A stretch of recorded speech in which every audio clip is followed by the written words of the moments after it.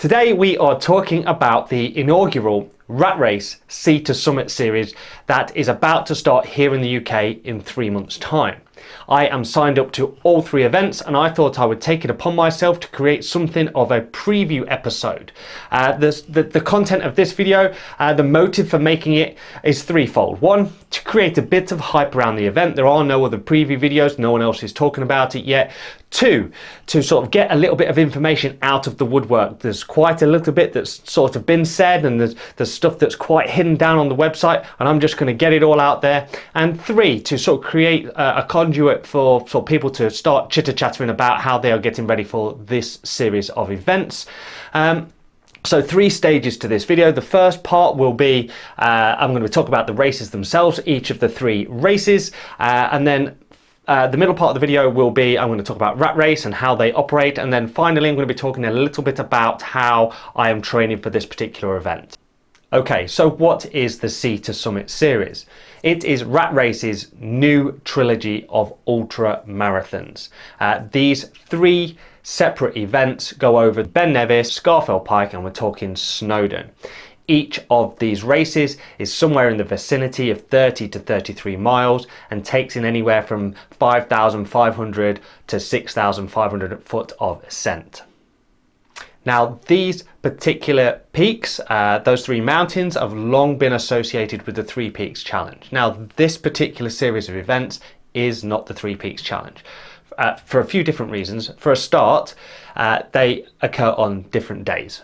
And they occur over the period of 6 weeks. That's still quite close together, but probably the biggest difference is that these start far away, like miles and miles and miles away at the sea, at sea level, and then they go over considerable hills and foothills and other mountains and other bits before you actually get to the mountain itself, and there's often lots to do afterwards. Okay, so let's start at the beginning, the first run, right? This is at the end of August. This is the Ben Nevis run. Now, the Ben Nevis run is a 29-mile effort. Just bearing in mind that these are Ratrace miles, so take it with a pinch of salt. It is likely to track further than 29 miles. The total overall ascent is about 6,000, just over 6,000 foot of ascent. That is a considerable amount of uphill, as you would expect from the UK's highest mountain. The event is a point-to-point one, and that means it finishes somewhere different to where it starts. So there's some logistics surrounding how you get from the start to the finish, or vice versa. In this particular case, everyone must go to the finish line and get mandatory coaches to the start line. The start line is in Curran, just sort of southwest of Fort William, and it overlooks Loch Linney, but I think that's private land and they can't host spectators or car parks there. So go to the finish line, and that's at the Nevis Range Mountain Resort. So park up there, get on a bus, get to the start line and do your run. So the profile, right, the side profile of the race suggests that the first 13 miles look to be ever so slightly uphill trail, right? So quite easy going, but it's 13 miles of this. At which point at the end you'll go into a valley and you'll be at the foot of Ben Nevis. Say 4 or 5 hours of going up and back down Ben Nevis, you will come back down to a lake that's about halfway, at which point you sort of turn right and head towards the Nevis Range Mountain Resort, which is kind of this ski by winter, mountain bike by sort of summer resort on the other side of Nevis. So on to event number 2. This is on the 28th of September, about 4 weeks from the first. This is Scafell Pike. Now, this is a completely different type of mountain to Ben Nevis. This one is a little bit longer, 31 miles. Like I said before, just take it with a pinch of salt on distance. 5,600 feet, so 5,600 feet of ascent, so a little bit less than the Ben Nevis one. This is a out and back, so logistically much easier. You finish at the same place you start. There is a bit of a loop in there, but you start and finish at the Sea Scale Sports Hall, so right there on the coast. The profile for this particular one looks to be pretty much similar to how it was on the Ben Nevis one. So you've got 13 miles, a half marathon of ever so slight uphill before you go straight up the mountain, and at which point there's about 5 or 6 miles of coming down and going back up again, going down and coming back up again, before you finally descend back toward sea scale there. So there's nothing really to say with regards to transitioning. It all seems quite straightforward at Scafell. So finally, the last event is Snowdon, and this occurs on the 12th of October, just 2 weeks after the Scafell Pike effort. This is the sting in the tail. There's no way me dressing this up for you. This is the hardest one by far, and that's on all fronts. So for a start, it's further at 33 miles. Again, pinch of salt with distance. The ascent is 6,300 feet, which is an enormous amount to get up. This is another one that's point to point. So there is a shuttle that's been put on, but you can organise your own drop-off or pickups between the start and finish. The start is just outside of Carnarvon, and it finishes at a place called Riddew, which is sort of still within the footprint of the Snowdon Mountain itself. The profile shows that there is 8 miles of gradual ascent before a 2,000 foot ascent, and that's not even the mountain. That's kind of just another mountain in your way. You've just got to get over that before you come back down almost completely to sea level, before having to go back up Snowdon. The problem is you don't get to Snowdon until you have done 25 miles. 25 miles, and then you have to climb Snowdon. Imagine that. So you've almost done an entire marathon before you're having to do that particular mountain. Interestingly, this doesn't go up some of the popular paths. It doesn't go up the Miners or the Pig Track or Cribgoch or Lamberis or the Ranger. It comes up the south side of the mountain. This is the sort of the lesser trod side. Hopefully that will mean that there's much less traffic from tourism. However, when it gets to the top, that's when it will thicken up. You will see a lot more people right there on the top, all trying to take their selfies and whatnot. So just bear that in mind. The pit stops are at 11 miles, 17 miles and 25 miles. So that 25th mile pit stop is the last one before you go up the mountain. So that's super important. Yeah, that one is going to be by far the toughest out of the 3. So the second part of this video is going to be about Ratrace themselves. Now, I have done quite a few Ratrace events by now, maybe about 20. I did the entire Man vs trilogy, and I've been back to a few of those events since. I bought a season ticket to all of their events one year, and know them to be an extremely slick outfit. Everything from registration to the very finish line, everything in between is really well run. Now, I'm going to just point out some of the things that they do, some of the things that they excel at. Right, firstly, I'm going to talk about the compulsory kit requirement. This is something that you must take seriously.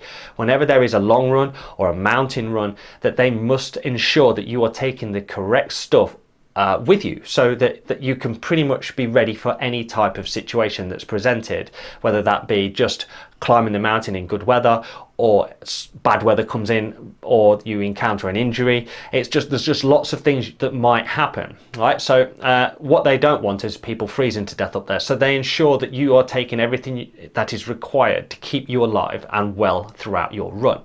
Now, the list is on the website. I'll throw it up on the screen as well. But just know that when you go to your registration, you will be expected to take your shoes and your fully equipped bag packed to demonstrate that you have all of the things on your the compulsory list. They will check a few things right there and then, the main and important things, including coverings, liquid, the fuel that you're going to take, and your first aid kit and your shoes, things like that. But then before you consider lightening your bag ahead of the race, know that at the start line they do spot checks for various things as well. So just ensure that you take everything to the event with you, so that you're not disappointed there and then on the day. So yes, that's that. The second thing I wanted to sort of point out is their tracking, right? This is actually amazing. When you go to registration, they'll give you a little matchbox size GPS tracker, and that will go inside the top of your bag. And that will be live even the day before, and it will just just go with you all the way around the event, and you give it back at the end. What this allows, not only for them to keep an eye on you and find you if you're in trouble, but it allows you to send a link out to show your sort of wider family or friends where you are and what you're doing, and they can track you on a map throughout your day. And it really is quite good. It hangs together really well. It's presented on screen brilliantly, and it's just one of those really good little things about Ratrace. Now, in the event itself, there are 3 checkpoints in each of the races, and I know from experience that these are godsends, right? And they're after X amount of miles and you're a bit tired and you just need to sit down for a minute, there will be a big table full of smiley faces, and on that table will be a sort of a buffet of sweets and crisps and bananas and oranges and all the things that require just a little bit of fuel for to pick you up, right? If you need a hot drink, that'll be there too. If you need to fill up your water, they'll all be there in these checkpoints, and they're fantastic. At the end, sort of the finale, well, at the start and the end, you will find Keith. He is their resident MC. He is an extremely Scottish man who just blurts out support from the very start wave to the very last runner in. And I know he's cheered me over the finish line at many events. Yes, Keith! Oh, we've got the GoPro. There's going to be a YouTube video. He's even given me the occasional hug. I just want to say hi, Keith. Yeah, so Ratrace themselves are fantastic. I can't sing their praises enough. I wouldn't be doing this event if I didn't have faith in the company that was putting it on. So finally, I want to talk just a little bit about how I'm training. Right now, I am 3 months away from the first event. And I have just come off a winter of fitness events like High Rocks and Deckers, and I've just started into OCR season. So my fitness is actually okay, but I wouldn't necessarily say it's ready for these events. Now, just having talked through all of those races, they are some big numbers and they shouldn't be taken lightly. Preparation is crucial to having a good day. It's going to be hard for the best of people. It's a long way and it's a lot of ascent. So just really take it seriously. And if you're not already well into your training, I suggest you get a crack on. So how does it look for me? Right, so I train 2 days a week currently at the gym now.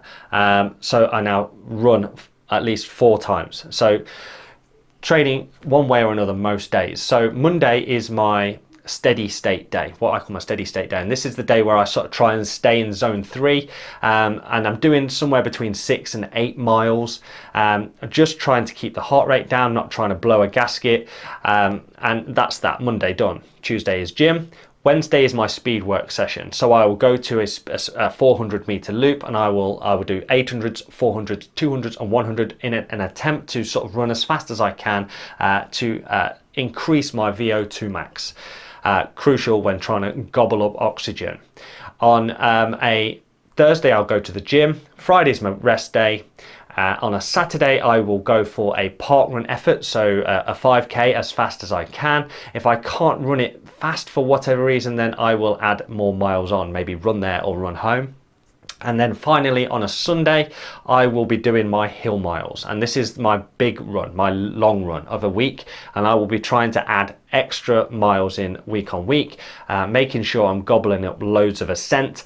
And then finally, as the weeks progress, I will start to load a bag up, and I will get it heavier and heavier each week to simulate me carrying a pack on the day. So that's how I'm doing it. It's something that I'm building up over the weeks, as to not just shock my body and just try and get out there and do ultra marathons straight away. I don't consider myself a very natural long distance runner, so it takes a little bit of time to sort of acclimatize my body.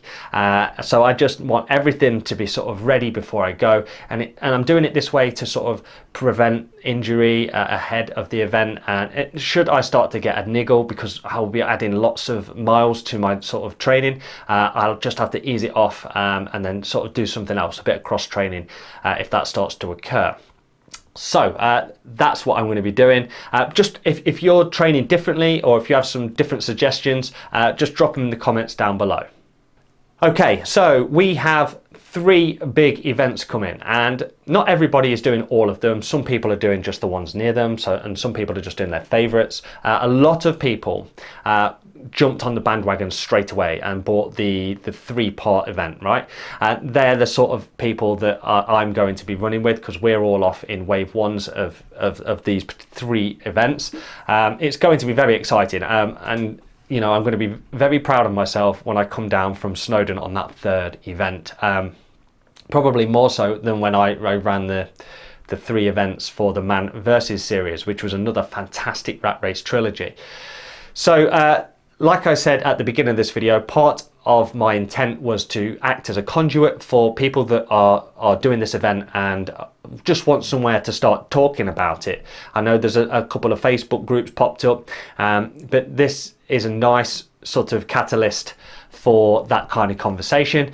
Okay, I think I've said enough. I just want to thank you for watching. Please give the channel a subscribe, guys. It really helps. I think it's the button's down here somewhere. And I will see you soon at the event or in my next video soon. All right, Mart out.